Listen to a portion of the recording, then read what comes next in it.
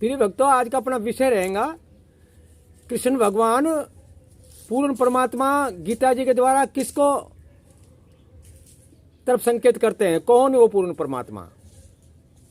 तो गीता जी के 8वें अध्याय के 22वें श्लोक में देखिए आप, अर्जुन को माध्यम बना के हमारे लिए ज्ञान दे रहे हैं वो।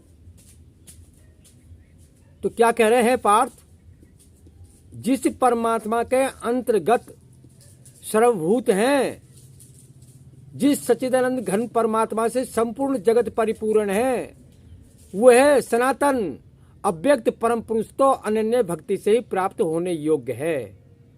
दोबारा सुनो, जिस परमात्मा के अंतर्गत सर्वभूत हैं, जिस सच्चिदानंद घन परमात्मा से संपूर्ण जगत परिपूर्ण है, वह अव्यक्त परम पुरुष, वह अव्यक्त सनातन परम पुरुष तो अनन्य भक्ति से प्राप्त होने योग्य है। तो फिर आगे चल करके और 15वें अध्याय में क्या बोलते हैं, 16 और 17 में, हे अर्जुन, दो पुरुष हैं, नासी पुरुष और अविनाशी पुरुष। तो नासी पुरुष तो ये शरीर है और अविनाशी पुरुष आत्मा है। उत्तम पुरुष तो अन्य हैं, जिनको वेदों में परमेश्वर व परमात्मा कहा है।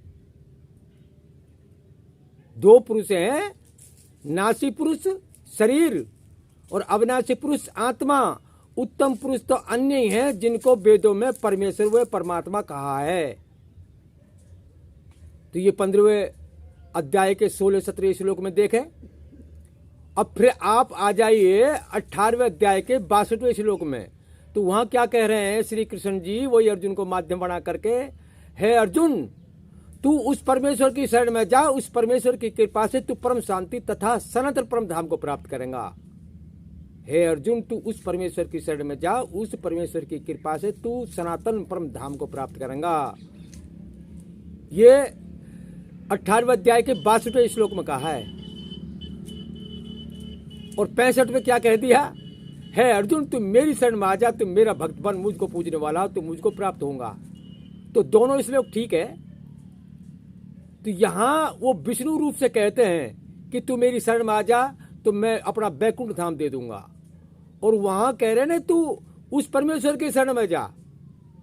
तो ये जो कण कण में विराजमान है, जो जर्र जर्र में विराजमान है, जो हर जगह मौजूद है, जो ऊपर भी है नीचे भी है, कोई ये नहीं वो सर्वज्ञ प्रभु आकाश से आकर से बैठा है, नीचे नहीं है। अपन साधारण भाषा में कहते ऊपर वाला जाने, लीली छत वाला जाने, ये अधूरी बात है। वो तो देवता लोग है, वहां तो विष्णु भगवान है, ब्रह्मलोक है, सत्यलोक है, स्वर्गलोक है, वो देवता लोग हैं वहां तो ऊपर छत वाला तो। लेकिन वो प्रभु तो सर्वज्ञ, सब जगह रहना है, उनको तो कण कण में रहना है ना। तो इसलिए स्वयं कृष्ण जी भगवान कहते हैं, हे अर्जुन, तू उस परमेश्वर की शरण में जा, उस परमेश्वर की कृपा से तू परम शांति तथा सनातन परम धाम को प्राप्त करेगा। यानी कि पूर्ण सुख अगर तेरे को चाहिए तो उस परमेश्वर की शरण में जा, जो कण कण में विराजमान है, जो जर्रे जर्रे में विराजमान है, जो नेत्रों से दिखाई नहीं देता, वो अनुभव में आता है।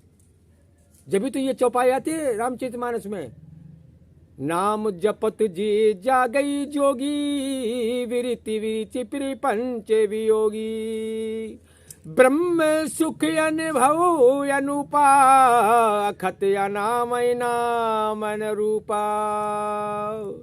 नाम जपत जी जागई जोगी, विरिति विरिचि पंच वियोगी, ब्रह्म सुख अनुभव अनुपा, अखत अनामय नाम न रूपा। न उनका कोई रंग है, न कोई उनका रूप है, न कोई उनका नाम है। तो नाम तो हमने कल्पना के द्वारा रखा है कि आत्मा और परमात्मा। तो आत्मा का जो कारण है उनको परमात्मा कहा जाता है। आत्मा इस देह के अंदर जो कहा ये एक देशीय और परमात्मा सर्वदेशी है। वो कण कण में विराजमान है, वो हर जगह मौजूद है। जैसे आकाश में तरंगे घूम रही है। अभी आप मोबाइल खोलिए और मोबाइल में देखिए, यहाँ प्रवचन सुनिए, किसी संत का या सरकार के भाषण सुनिए, किसी नेता का भाषण सुनिए, चित्र देखिए, तो आकाश में फोटो भी घूम रहा है ना, और शब्द भी घूम रहे हैं। तो उनकी तरंगे घूम रही है। जब उनकी तरंगे जो है ये मानव ने विज्ञान रूप से एक मशीनरी के अंदर कैच कर दिया, एक यंत्रों में कैच कर दिया, जो नेत्रों से नहीं दिखाई दे रही है। तो कैसे जाना इन तरंगों को? कि अनुभव के द्वारा जाना। तो परमात्मा अनुभव का विषय, नेत्रों का विषय नहीं है। पूर्ण परमात्मा जब उनकी जो माया रूपी जो तरंग है वो आकाश में, संपूर्ण आकाश में, ब्रह्मांड में घूम रही है और मानव ने वो कैच करके और ये यंत्र में अंदर बंद कर दिए। अभी आप बटन दबाओ तो प्रवचन सुनाई देंगे, आपको चित्र दिखाई देंगे। तो ये भगवान की माया है। इसलिए जो मायापति भगवान है वो कण कण में विराजमान है, सब जगह विराजमान है, वो कोई आकाश में नहीं बैठा है। इसीलिए तो भगवान कृष्ण वो सर्वज्ञ प्रभु के लिए कहते हैं कि तू उस परमेश्वर के शरण में जा। अब यहाँ गीता जी में 3 शब्द आए, है अर्जुन तू जिस परमात्मा के अंतर्गत, एक शब्द तो ये जिस परमात्मा के अंतर्गत, दूसरा तू उस परमेश्वर की शरण में जा, और तीसरा कहते तू मेरी शरण में आ जा। तो 3 शब्द क्यों है ये?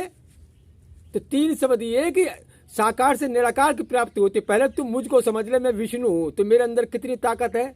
कोई साधारण मनुष्य जिस कार्य को नहीं कर सकता उसको मैं करता हूं, लेकिन विष्णु कब करते हैं? तप के बल से, भजन के प्रभाव से। तो भजन किसका करते हैं? वो किसका तब भजन किया?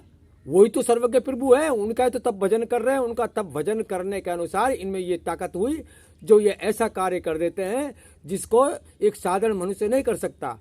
लेकिन साधारण मनुष्य भी अगर भक्ति करे, तप करे, भजन करे तो ये भी एक दिन विष्णु पद को प्राप्त हो जाता है। इसलिए हमको विष्णु पद के लिए प्रयत्न नहीं करना है, हमको सनातन परम धाम के लिए प्रयत्न करना है। तो उसके लिए आपको ये सत्संग सुनना पड़ेगा। इसलिए तुलसीदास जी ने कहा बिन सत्संग विवेक ना होई, राम कृपा बिन सुलभ ना सोई। तो राम जी कृपा तो आपके ऊपर हो गई है, आपको यथार्थ सत्संग मिल रहा है। और अपनी ये चैनल चल रहा है केवल मोक्ष चैनल, तो इसमें वीडियो डाली हुई है।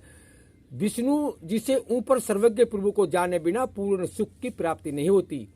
तो ऐसे यहाँ 84-83 वीडियो हैं, उनमें से आप विषय देख करके उन वीडियो को देखें और उस सनातन परम धाम में प्राप्त होने के लिए और हमेशा के सुख के लिए इस सत्संग को सुने और उस भगवान का सुमरण भजन करें।